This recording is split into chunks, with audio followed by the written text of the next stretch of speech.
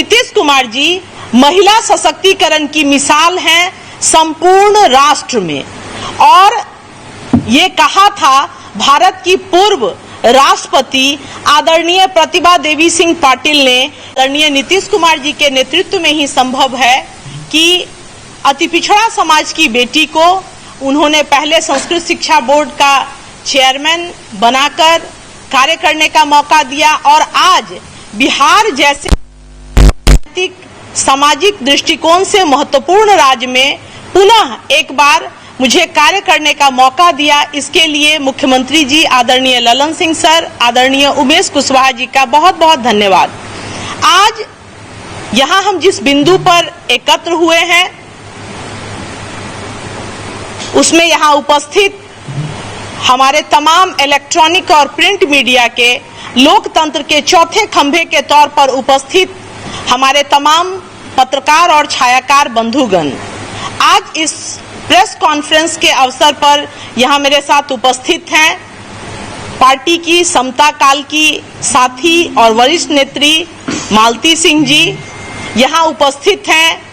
महुआ से जदयू से चुनाव लड़ चुकी डॉक्टर आसमा परवीन,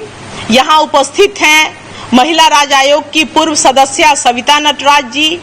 यहाँ उपस्थित हैं उषा जी, मीनाक्षी जी, ममता जी, पूजा जी, यास्मीन जी, रुचि अरोड़ा जी। आप तमाम लोगों का इस प्रेस कॉन्फ्रेंस में बहुत बहुत स्वागत करती हूँ। आज जिस मुद्दे पर हम यहाँ जुटे हैं वो विषय है कि आदरणीय नीतीश कुमार जी महिला सशक्तिकरण की मिसाल हैं संपूर्ण राष्ट्र में। और ये कहा था भारत की पूर्व राष्ट्रपति आदरणीय प्रतिभा देवी सिंह पाटिल ने कि बिहार महिला सशक्तिकरण के विषय पर रोल मॉडल है संपूर्ण राष्ट्र में। आज महिला सशक्तिकरण के क्षेत्र में न केवल शैक्षणिक बल्कि शैक्षणिक, आर्थिक, सामाजिक तमाम बिंदुओं पर और विशेष तौर पर सामाजिक तौर पर तो कहा जाए कि आदरणीय राजा राम मोहन राय के बाद किसी ने राजनीति में रहते हुए अगर सर्वाधिक सामाजिक सुधार का कार्य किया है तो वो नाम है आदरणीय नीतीश कुमार। और आज बिहार 1,30,00,000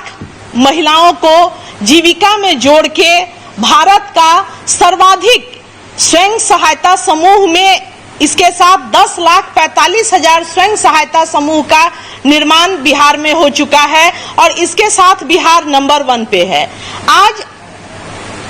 आजाद भारत में पहली बार, इसके पहले जातिगत गणना 1931 में हुई थी और उसके बाद आजाद भारत में पहली बार आदरणीय नीतीश कुमार जी ने जातिगत गणना कराकर और उसके बाद आरक्षण का भी दायरा उन्होंने बनाया। अभी कुछ रिपोर्टर्स आने के बाद आपका सवाल था कि आज का इशू क्या है, तो मैं आपके तमाम चैनलों के माध्यम से ये सूचना देना चाहती हूं कि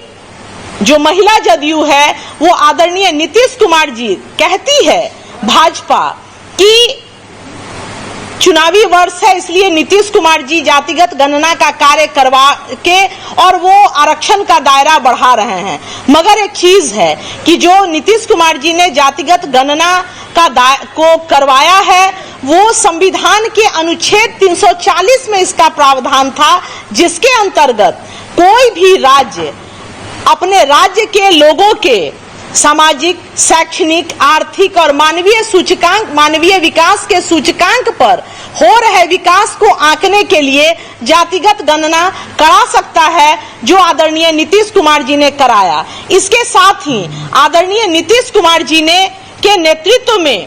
बिहार में जो चीजें हुई हैं, मैं एक बार उस पर दृष्टि डालना चाहूंगी कि 2007 में नगर निकायों में 50% आरक्षण दिया, 2006 में प्रारंभिक शिक्षक नियोजन में 50% आरक्षण दिया। इसके साथ ही 16 फरवरी 2016 को सभी नौकरियों में बेटियों को 35% आरक्षण दिया गया नीतीश कुमार जी के समय में। 2013 में बिहार पुलिस में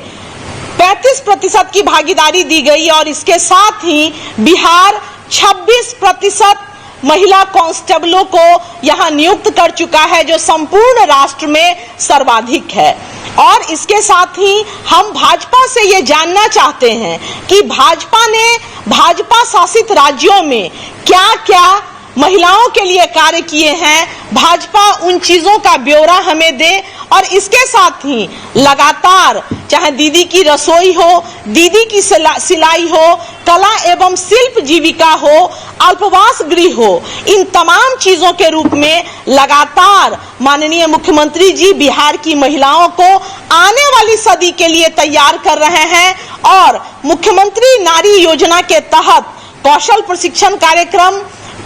चलाया जा रहा है, जिसमें लगभग 2.5 से 2.5 लाख महिलाएं प्रशिक्षित हो चुकी हैं। इसके साथ ही बिहार में बच्चियों के जन्म से लेकर और स्नातक उत्तीर्ण करने तक जो ब्यौरा है वो राष्ट्र में सबसे अव्वल दर्जे पे है। हमारे यहाँ बच्ची के जन्म पर 2000 और स्नातक उत्तीर्ण होने पर 50 है। और इस बीच टोटल लगभग 80 से 90 हजार रुपया हमारे यहाँ बेटियों के जन्म से लेके उनके स्नातक तक की पढ़ाई के लिए दिया जाता है। और इसके साथ ही अगर बेटियां बीपीएससी कंप्लीट करती हैं, प्रारंभिक परीक्षा पास करती हैं, तो आदरणीय नीतीश कुमार जी के द्वारा 50,000 रुपए, और अगर यूपीएससी में वो प्रारंभिक परीक्षा पास करती हैं तो उनको 1 लाख रुपया दिए जाने का प्रावधान है, जिसका लाभ सैकड़ों नहीं हजारों बेटियां उठा चुकी हैं। इसी के साथ पुनः एक बार मैं भाजपा से ये जानना चाहती हूँ कि अभी बीपीएससी के द्वारा जो शिक्षक नियुक्ति की गई है बिहार में, उसमें 48% महिलाएं, लगभग 50,000 के करीब महिलाओं का नियोजन हुआ है। भाजपा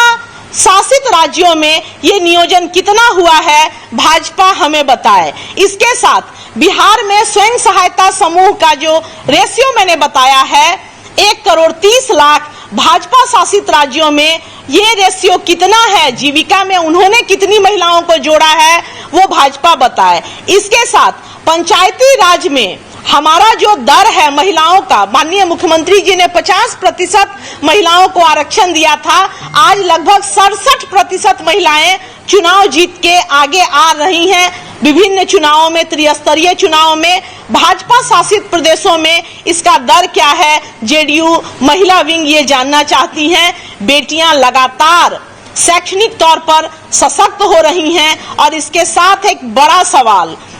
सवाल ये कि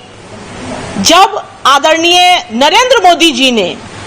महिला बिल लाया तो उसके साथ परिसीमन और जातिगत गणना कराकर उसको क्यों नहीं पेश किया, ताकि 2024 से ही भारत की बेटियों को उस आरक्षण का लाभ मिल पाता।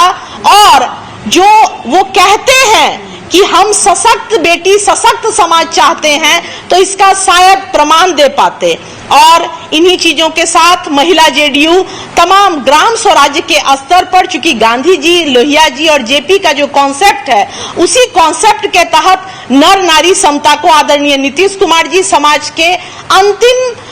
स्तर तक ले जा रहे हैं। उसको लेकर तमाम जदयू की जो महिला विंग है वो गांव-गांव तक जाएगी। और आने वाले समय में लोकसभा के लिए तमाम जो हमारा आरक्षण का दायरा बढ़ा है, हम जो जातिगत गणना कराकर नीतिगत आधार पर जो लाभकारी योजनाएं बनेंगी आदरणीय नीतीश कुमार जी की, उन तमाम चीजों से तमाम जो हमारे आम आवाम है उनको रूबरू कराएंगी। इन्हीं बातों के साथ आप तमाम यहाँ प्रेस के, लोकतंत्र के चौथे खंभे के साथियों का बहुत बहुत